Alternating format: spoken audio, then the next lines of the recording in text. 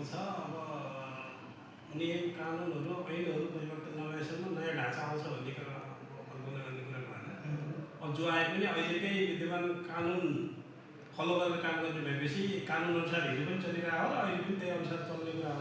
अब नयाँ ढङ्गले उहाँहरूले कानुनले परिवर्तन गरेर अब नयाँ कानुन ल्याउनु भयो भने नयाँ ढङ्गले आउने आँटे भन्ने कुरा भनौँला। नत्र त अहिलेसम्म त अब पुरानै कानुन अनुसार चलिरहँदा त्यही कुरा भइरहेको त देखिएको छ। जस्तो अब एउटा अध्यक्षज्यूलाई सोधिहाल्ने अलिकति सङ्कुचित कुरा र धेरै जनताहरूको धेरै युवा होइन नागरिकहरूको सरोकारको विषय पनि आएको छ।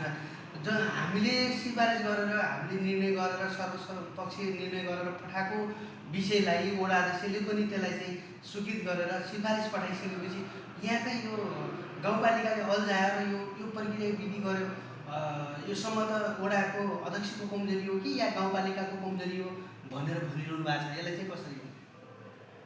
खै म कसैको कमजोरी देख्दिनँ, किनकि अब प्रक्रिया केन्द्रले वडा कार्यालयबाट सिफारिस भएर निर्णय भएर वडा समितिबाट निर्णय भएर वडाबाट कभरिङ लेटर सहित आएको विषय हो। यहाँ सभाले निर्णय गर्नुपर्ने सभा दिनसम्म त पुग्नै परिहाल्यो। अघिल्लो अस्तिको सभामा अलिक ढिला पनि भइसकेको, सदस्यहरू अब उठेर अलिकता हाम्रो हिँडिसक्नु पनि भएको कारणले हामीले फुल कोरमले गरौँ भन्ने हिसाबले आजको सारा हो। त्यस्तो बिना इन्टेन्सन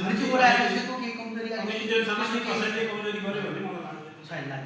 प्रक्रियागत भएको छ, जनताहरू यो विषयमा समर्थन गरेका छन्। अब प्रक्रियागत रूपमा भवन निर्माण गर्ने भोलिका दिनका लागि अगाडि बढ्नुभयो। हस्, धन्यवाद। यहाँसम्म लिनुपर्छ। फेरि अर्को मौका मिल्यो भने भवन निर्माण भइसक्यो भने उद्घाटन गर्ने अवसरमा तपाईँहरूले बोलाउनु भयो भने आइदिउँला। धन्यवाद छ यहाँलाई।